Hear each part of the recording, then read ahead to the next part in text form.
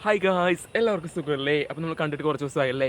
അപ്പോൾ ഞാൻ ഈ ഇടയ്ക്ക് പാലക്കാട് ആലത്തൂർ ഇരട്ടക്കുളം എന്ന് പറയുന്ന സ്ഥലത്തേക്ക് ഞാൻ പോയിട്ടുണ്ടായിരുന്നു കേട്ടോ.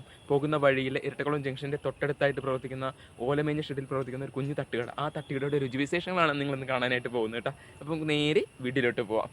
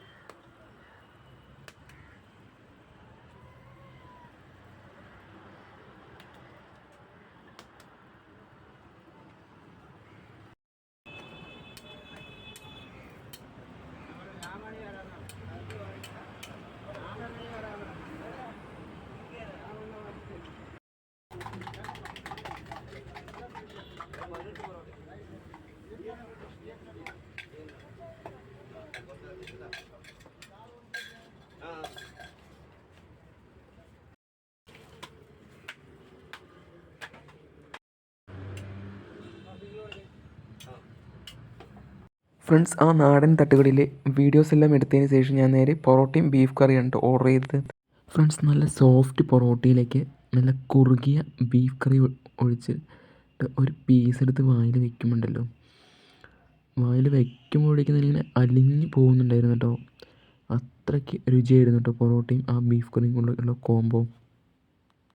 ഫ്രണ്ട്സ്, പിന്നൊരു കാര്യം പറയാനുണ്ട്. പാലക്കാട് നിന്ന് തൃശ്ശൂരിലേക്കോ തൃശ്ശൂരിൽ നിന്ന് പാലക്കാട്ടേക്കോ പോകുന്നവർ ഇരട്ടക്കുളം ഭാഗത്തേക്ക് വരികയാണെന്നുണ്ടെങ്കിൽ ഭക്ഷണം കഴിക്കാനായിട്ട് ഈ തട്ടുകടയിൽ കയറുകയാണെന്നുണ്ടെങ്കിൽ 11 മണിക്ക് ശേഷം മാത്രമേ ഈ കടയിൽ പൊറോട്ടയും ബീഫും കിട്ടത്തുള്ളൂ കേട്ടോ. ഫ്രണ്ട്സ്, ഞാൻ പൊറോട്ട എല്ലാം കഴിച്ച് കഴിഞ്ഞിട്ടോ. പൊറോട്ട കഴിക്കുന്ന വീഡിയോ ഒരുപാട് ലെങ്തായി പോകുന്നുള്ളതാണ് നമ്മൾ കാണിക്കാണ്ടിരുന്നത് കേട്ടോ.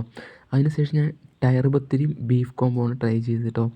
നല്ല എണ്ണയിൽ വറുത്തെടുത്ത പത്തിരി, അതിൻ്റെ ഉള്ളിലാണെങ്കിൽ നല്ല സോഫ്റ്റ് ആയിരിക്കും, പുറം ഭാഗമാണെങ്കിൽ നല്ല ക്രിസ്പി ആയിട്ടുള്ള ആ പത്തിരി അടിപൊളിയുണ്ട് കഴിക്കാനായിട്ട്. അതും ബീഫ് കോംബോ സൂപ്പറായിട്ടുണ്ട് കഴിക്കാനായിട്ട്. ഫ്രണ്ട്സ്, ഞാൻ ഈ വീഡിയോയിൽ ഭക്ഷണം കാണിക്കുന്നത് വലത് കൈ കൊണ്ടാണ്, ഇടത് കൈ കൊണ്ടല്ല കേട്ടോ. അത് കുറേ പേര് എനിക്കിങ്ങനെ പറഞ്ഞിട്ടുണ്ടായിരുന്നു, ഇടത് കൈ കൊണ്ടാണ് ഭക്ഷണം കഴിക്കുന്നത് കൊണ്ട്. ഞാൻ വലത് കൈ കൊണ്ടാണ് കാണിക്കുന്നത്. ആ ക്യാമറയുടെ ലെൻസിൻ്റെ പ്രോബ്ലം കൊണ്ടാണ് ഇടത് കൊണ്ട് കഴിക്കുന്ന പോലെ നിങ്ങൾക്ക് തോന്നുന്നത് കേട്ടോ.